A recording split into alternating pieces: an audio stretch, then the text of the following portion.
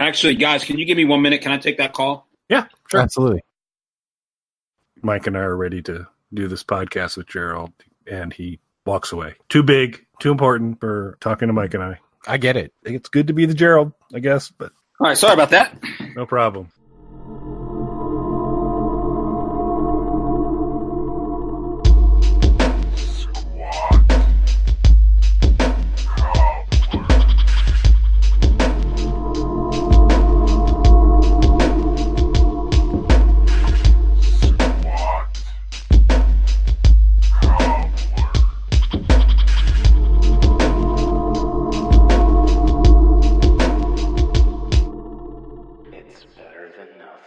Hello, everybody, and welcome back to Hillary Killed Squat Cobbler. I'm Dr. Mike at Official Pagan on everything, and joining me as always. Hi, I'm John Doe at Hi, everybody. I'm Kelly at KELLYTHUL on Twitter and Instagram. All right, sir. And today don't worry, everybody, because it's alternating weeks. We're not going to discuss politics today. We are going to talk about something that is far more important than the other issues that aren't really weighing down on your life. If you haven't seen it yet, you should go and watch the video for Cold Coffin. We did, and we have thoughts. We're going to share those thoughts with you. Kelly, now, before we even get into your reaction to the video, what was your reaction to the announcement of the video, the build up to this? This is something that Mr. Dunaway from the Alice Cooper Group, who we are huge fans of, has been promoting on his social media for a little while now. So, very excited.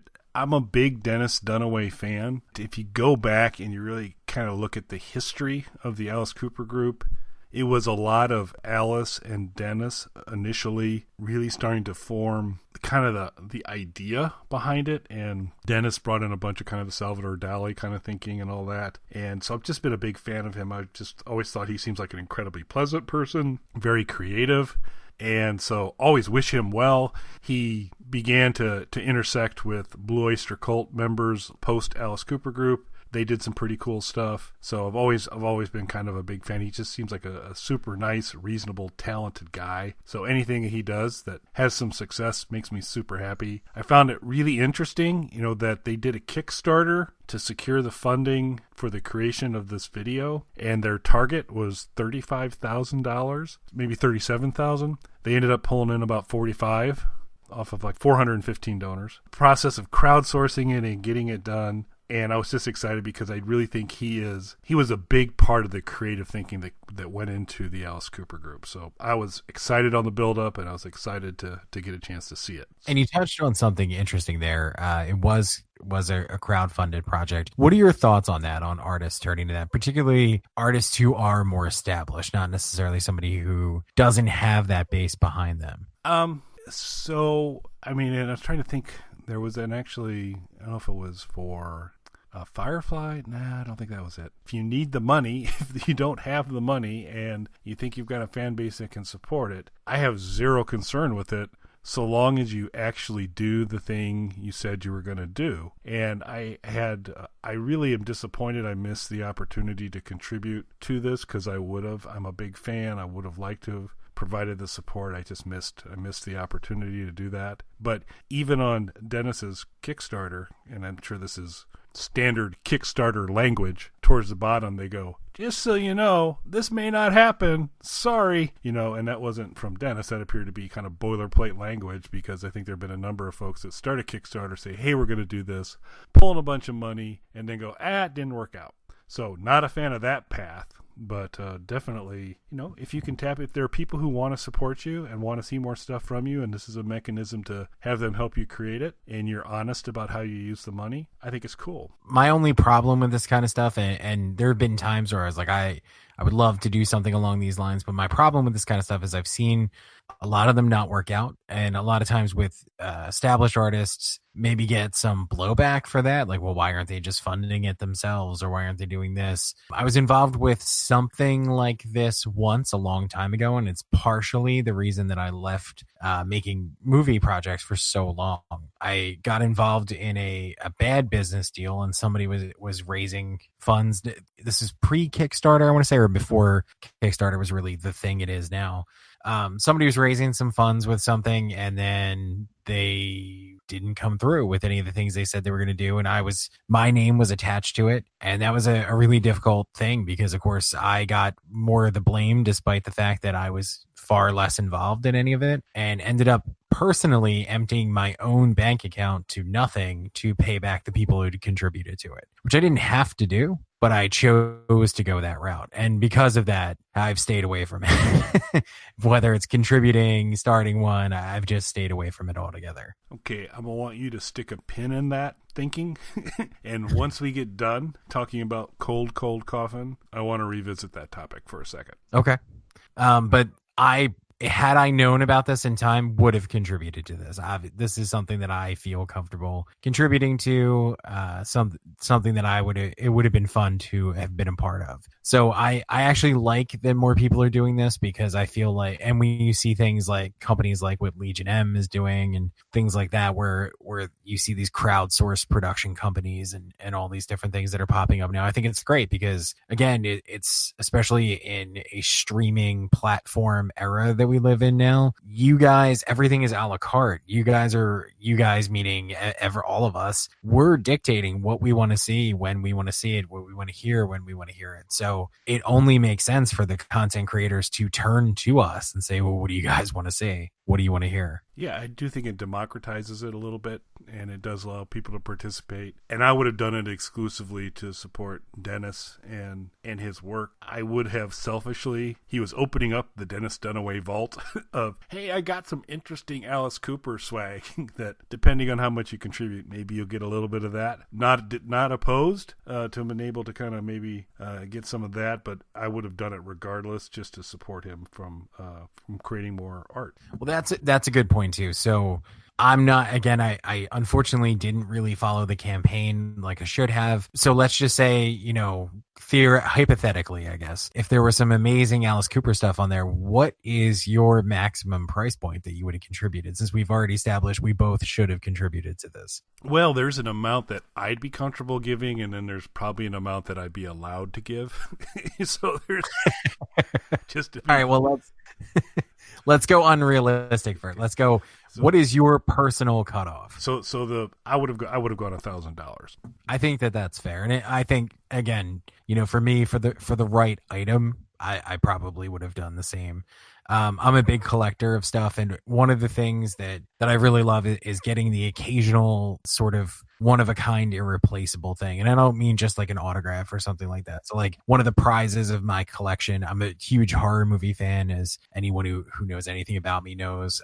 I own a piece of the doc from the original Friday the 13th movie. So things like that, like something that no one else has, that it's totally irreplaceable. If there's something like that that's available to me, I'm willing to put out a substantial amount of money for it. Or the prop egg from the movie Piranaconda. There you go, the prop egg from Piranaconda. That'd be another good example. Now we know your personal cutoff would have been $1,000. What do you think you would have been cut off at? So that'd have been the pitch to the executive committee. I said, but it's Dennis Dunaway, which would have meant nothing, but I still would have, even as impassioned. I think I've been able to squeak out 500. Okay. I mean, I think that's still sizable. Now, did you happen to catch what some of these larger price items were?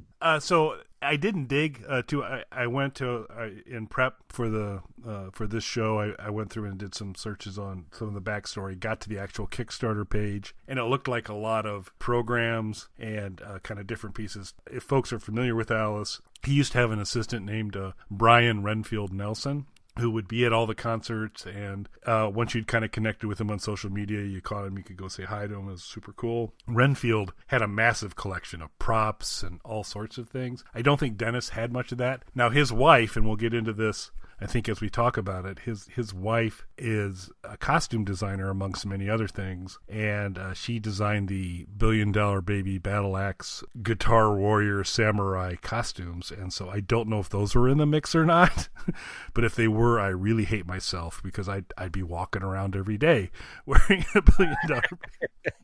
Well, so do you think you would have, on your personal cutoff, do you think you could have broken 1,000 for those? Yeah, so I mean, in a different world, in a different configuration. Yeah. I would, in my mind, I would want to do that, and I would feel more than comfortable. I'm not sure I don't see how the pitch to the executive committee goes, but I'll get the $1 billion baby's armor. It's not going to resonate. How do you not understand this? I don't, men are from Mars, I don't get it, but yeah, it's remarkably compelling to me. I think it's remarkably compelling to you, probably remarkably compelling to some of our squaddies as well. But the approval process I would face would not be impressed. I understand that. So to share some of my own on that, so I mentioned the piece of doc which I own. So the way that came into my possession is, the original Friday 13th was shot at a camp that is not in Philadelphia, but not far from Philadelphia. And there was still some of those buildings and some of the things that are featured in the video were still remaining. The last of those things, which included the dock, were being torn down because the camp was going to be totally renovated. So the owner of the camp had put it out there like, hey, any horror movie fans, if you really want something, make me an offer kind of thing. So I called him up and I was like, hey, I want something ridiculous and iconic from this thing. And he was like, well, we're ripping apart the dock. Do you want like a piece of the dock? And I was like, absolutely. So he was like, make me an offer. And I was like, I don't even know where to start with that. And he kind of threw a number at me and I was like, that seems totally fair. Sure. So I did that and then didn't think of, okay, I probably should have mentioned this to some other people. There was no board meeting on this. This was just me like, yes, of course, that seems like a great idea. Let's buy this dock. So I made a second phone call right away and was like, hey, so I had an opportunity to buy a piece of the dock from Friday 13th, blah, blah, blah. And got the like, okay, well, you collect stuff, you're big on horror movies, go for it. Well, and then wait, what's the price? So I said the price and she was like, oh, well, that actually seems fair for that. That seems more than reasonable. So then the other part of it was, she's like, why do I feel like there's some, other shoe about to drop here? And I was like, well, here's the thing. They were ripping the dock apart. I don't know how big this piece of dock is. And she's like, what? And I was like, you're breaking up. I can't, I gotta go. Got off the phone. So for the next, a little spoiler alert for you, Mike. There's no such thing as a small piece of dock that I'm aware of. But I know, was I getting a plank from the dock? Was I getting the front of the dock? Like, what was this? What was this going to turn into? So for the next couple of days, my friends were taunting her by sending her text messages and stuff like, oh, is Friday night good to come over? Mike said he's putting the dock in the living room. We're going to have beers on the dock. Things like that. And what were the final dimensions? It's just a plank from the dock, like a piece of wood from the dock, but it's still super cool. Absolutely. But yeah, I would 100%, if there was battle axe things in there, I would have bid on that. I do have a few things. How do we like miss that. This? Because we would put cameras on for every squat cobbler. We'd both be wearing the armor. How amazing would that be? I don't know. We're gonna have to dig into this further because we need to get that. Yeah. How do we get that? Regardless, forget about how do we get that? Well, we will tweet at Mr. Dunaway with this podcast to have him understand how truly big fans we are and supportive, and then we'll say, how do we get the armor? We really need the armor. We need this. Yeah. The downside's going to be, I think Dennis is about 18 feet tall and about 80 pounds. I mean, during the heyday, very tall, thin man, which ultimately from an armor standpoint is not going to probably suit either you or I pretty well. But Michael Bruce, if it's Michael Bruce armor, I think we're good. I think we're probably going to be okay. I mean, I'll take whatever I can get. I'll make it work. Yeah, and actually I think Dennis didn't wear it because I think it was Michael Bruce and Mark Marciano. The other guitarist were the two that did it. So, but he looks a little wiry, and wiry's not going to work for us probably. No. So what were your thoughts on the actual video now that you've had a chance to see it? I enjoyed it.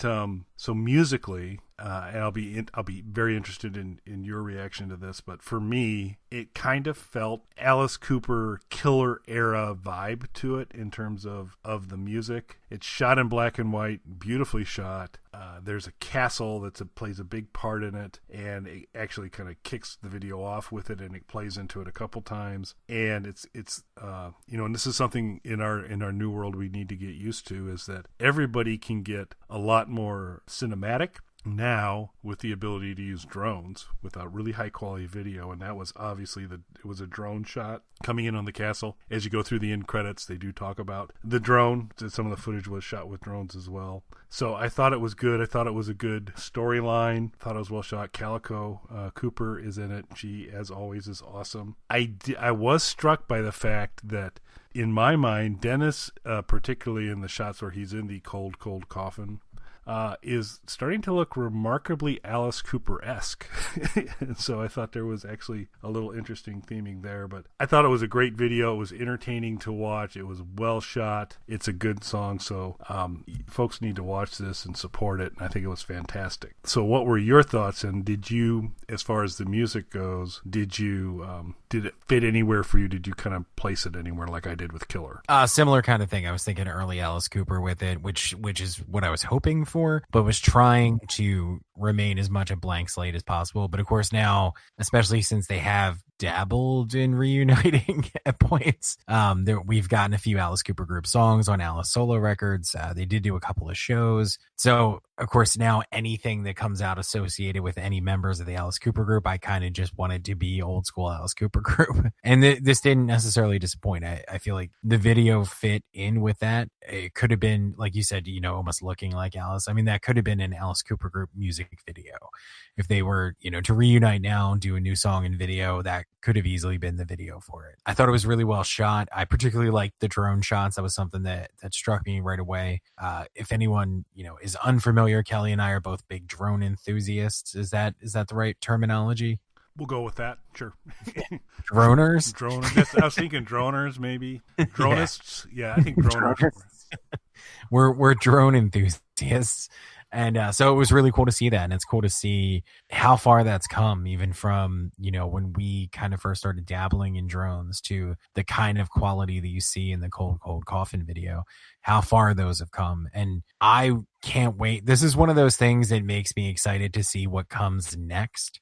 I want to see more from Mr. Dunaway. I want to, see more of these elaborate music videos, but I'm excited too to kind of see what other people can do with these drones.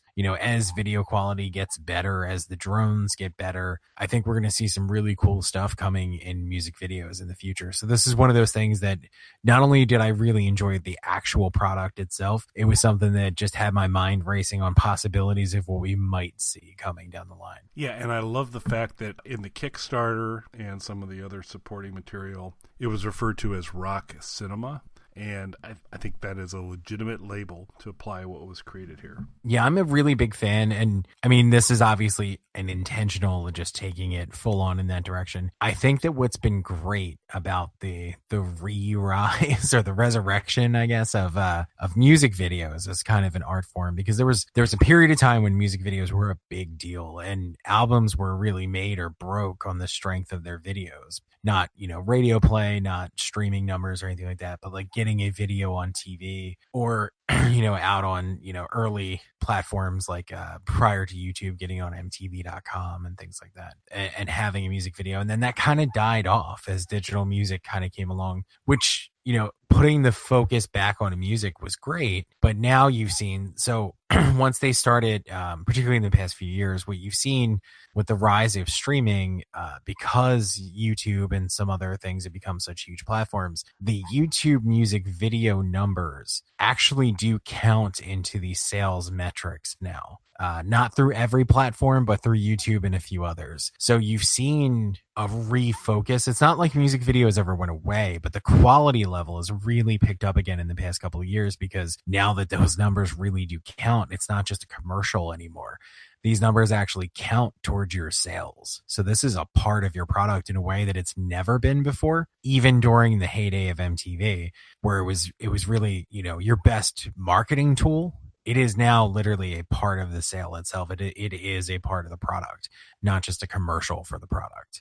So I think you're seeing more and more cinematic videos. So I like seeing somebody just totally embrace that as rock cinema. Yeah, and with the continued evolution of the smartphone, latest generation Apple phones and the Pixel 4 now, you can do a super high quality of video that before would require incredibly expensive equipment. Now you can get a drone, you can use your smartphone, and you can shoot stuff that is ridiculously high in quality. Absolutely. I remember back, so in the earlier days of filming things where we rented equipment or borrowed equipment and then bought very expensive HD cameras in the early days of that, where the cameras cost thousands of dollars. I would never do that now. We just kind of shoot everything on our smartphones. And now you see, how far drones have come with this video. All squatties, so we assume you liked and subscribed to the channel on whatever platform you prefer to do that on, so you'll be able to get this information. But if you have not, we will include this in the blog post. We'll include it in the YouTube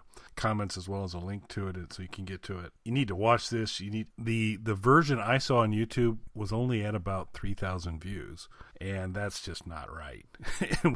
we need to jack that up. So get out that, watch it on that. But do you have anything else on this wonderful Cold Coffin rock cinema? No, that's pretty much it. I mean, other than watch it, you need to get those views up, just like Kelly said. And again, remember that counts towards the overall sales metrics of the song. So you're spending no money, helping Dennis Dunaway's overall numbers. So you should do that. We'll pull the pin out that I put in earlier in the show, and so now let's go back to Kickstarter. Let's go back to some of that conversation. So spitballing here, Mike, but I got a couple ideas here. Idea one is doing a behind the microphone documentary on Squat Cobbler that we could start a Kickstarter for to kind of tell the story of the magic behind Squat Cobbler. So that could be one thing. The other one would be closer to more of a primary colors. Behind the scene, it's the Mike Belinsky Kelly Tool ticket for president for 2020, and we could do that. I kind of lean towards the former because I think there's some things we could do with like getting Nikki Builder back on, where she could go on for hours about these guys really creep me out. I really wish they leave me alone. Gerald Webb could offer a lot of non-supportive commentary as well. And then we could have Allison Victoria come on, and she'd be super nice and friendly and all that. But we could have little interview pieces and then lie a lot, make a lot of things up. But I think we ought to look to create another piece of cinema ourselves to possibly put on a platform in case some of our other material's not available. I like it. I'm 100% on board with this. So do you think it's the election? I think behind the microphone would be good. Yeah, I think it's the Squat Cobbler documentary, because the election could be a piece of that. Yeah, that's true. That'll work. I think the Squat Cobbler documentary needs to happen. I do as well. Yeah, we'll have to work on that. If only we can get the beard guy to so amazing. We'll have to see on that, but we'll see. All right. Anything else for this week? I think that's everything, sir. Tune in next week, kids, because I'm sure we'll be back to political rantings. I'll work on it. Thanks for listening, everybody. Thanks, everyone. All